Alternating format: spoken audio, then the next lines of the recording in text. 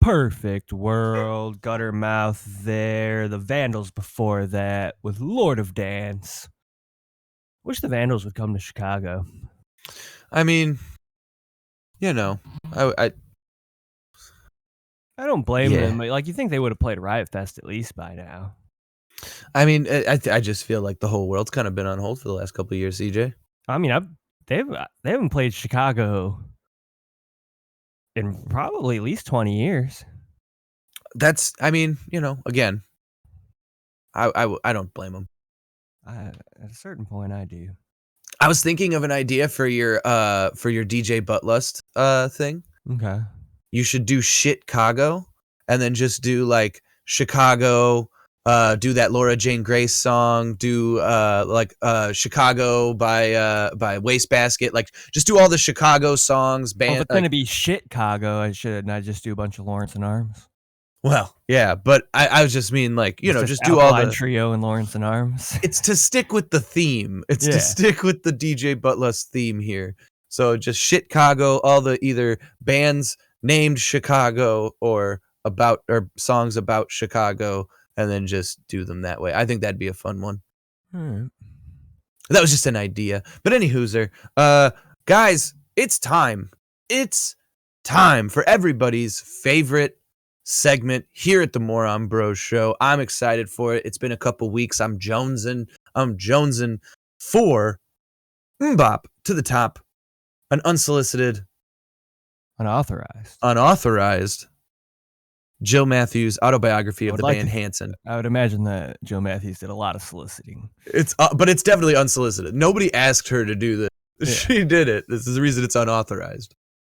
So we left on a cliffhanger last week in the middle. We're on page 10. We're in double digits, folks. Yeah, it means we've done this for at least 10 weeks. It's awesome. So if you want to figure out what the rest of this sentence was, you'll have to go back and listen to last episode of the Moron Bros Show, which you can find on all the platforms if you look up the Moron Bros Show. iTunes. We're on Spotify, unlike Neil Young. You can find us on Spotify. Yeah. Yeah, because Joe Rogan's just gonna do what he's doing. I mean, yeah. There's not much we can do to stop Joe Rogan. Yeah. I mean, I've tried multiple times, and every time I try, Joe he does a spin kick, and then it's like everybody forgets. Written by God, handed down to Jill, the old cocksucking whore from back in the day, Matthews. Here we go. Take with us. That's the end of the sentence. Okay. But it was very inspirational. It's just great music. All that Chuck Berry, Bobby Darin, Otis Redding, Aretha Franklin, old Beatles. I like how they were specific about old Beatles. Well, yeah, it's because it's good. The old Beatles is good. Like when it was just slow punk rock, the Beatles kicked ass. Before the acid mustaches. The amount of mustaches definitely correlated with the amount of bad as far as the Beatles are concerned. These people are the origins for what all music is today. They're the ones who started it all. We love that kind of music. Taylor added, that's the music that inspired us the most. The Hanson brothers ended up listening to that music over and over. Dude, I'm sorry to interrupt here, but it makes so much sense now, right? Because mbop, mbop, dibbity dop dop boo bop, dibbity bop bop boo bop, doo wop. Right. It makes so much more sense when you think that like their original inspiration was wop bada doo dop wop bamboo doo doo. Like you're like, oh fuck, mbop makes so much sense. Yeah. Thank you, Jill Matthews, for really painting this picture. Thank you. All right, here we go. The Hanson brothers ended up listening to the music over and over. They still know every word to songs like Johnny Be Good, Splish Splash, Rockin' Robin, and Good Golly Miss Molly. Those tapes became not only a crash course in the history of old-time rock and roll, but the foundation for the exact kind of music Hanson would end up doing themselves many years later. Never mind. How many racially motivated comments do you think were made about the musicians who were making the music they were listening to? Like, over, under, you think? Like 10, 15 a day? Just from the dad. Because the Hanson brothers, as we all know, it's very established that they were not racist. And I feel like the mom probably was like really passively racist. Like she was like she like if you ask them, they'd be like, no, she was the sweetest. Hey, She was the she sweetest stayed lady. with her husband, didn't she?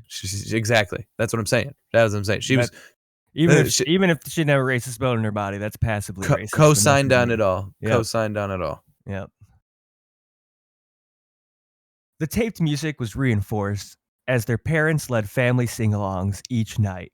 As their dad told a magazine reporter, the boys really started singing when we went overseas. At night, I would get the guitar and play for them for half an hour. That's specific. Just a half hour? Yeah, that's as long as he could take it. A half hour does not seem like a bunch. I mean, I guess if it's every night, it adds up. But, yeah, it seems like like not even like a full hour. Yeah, well, it was because the racist rage that he had. Right. He just couldn't handle doing it anymore for more than a half hour. God, so I'm having flashbacks of like things from when I was a kid that like my family would say. Yeah. That like at the time I really probably didn't think twice about, but like if I heard him saying it now, I'd be like, whoa, yep. You know what I mean? Oh, yeah. And I just feel like that happened a lot there. Oh, for sure. I don't even like I could come up with exact quotes that he almost for surely said, but I could not say them on air. Absolutely. Life overseas was not without its challenges, joys, and difficulties. Along with other families from their dad's company, the Hansons lived in a company compound or camp. This whole thing's just took a weird turn. They lived in a okay, I'm gonna go with compound. I think compound is probably they had issues with concentration. No. If anything, they were protecting themselves from the outside, not keeping themselves in. Okay. So, yeah, I know what you're saying. Yeah, they had a very like first world versus third world mentality going on. Yeah, it's a lot like what's old Mormon dude that has the family down in Mexico? Mitt Romney. Yeah, it's a lot like the Romney compound. The Romney pound. Yeah. Yeah. For sure. No, absolutely. Except instead of Mormonism that they're trying to protect, it's just money. Yeah. They're just trying to money and Earl. Yeah. They're like, we need to preserve, they're trying to stop miscegenation, essentially. Yeah. Okay, or camp as it was called. I didn't finish. We probably should just finish the sentence. They called it a camp, but I'm telling you, it wasn't a camp. It was definitely like high walls, guards. Oh, yeah. Fucking barbed wire. Some camps were practically in the middle of the jungle and utterly lacking in what Americans think of as normal stuff. Aside from no TV or radio, there were also no cars, malls, or sports stores, and the food took a lot of getting used to. So did the bugs, frogs, bats, and rats. Okay, of course, hold on. There's Yeah, I'm sorry. No, you're good. What were you gonna say? No, it's just like, what fucking picture is this woman painting right now? Because like up until this exact couple of sentences, like we were kind of led to believe that they were pretty privileged. Yeah. Well, I think that first of all, you can get radio. Well, for sure, but like these last two sentences, like she's sort of painting a picture like they lived in fucking mud huts and shit. I think that's just like for her own masturbatory needs.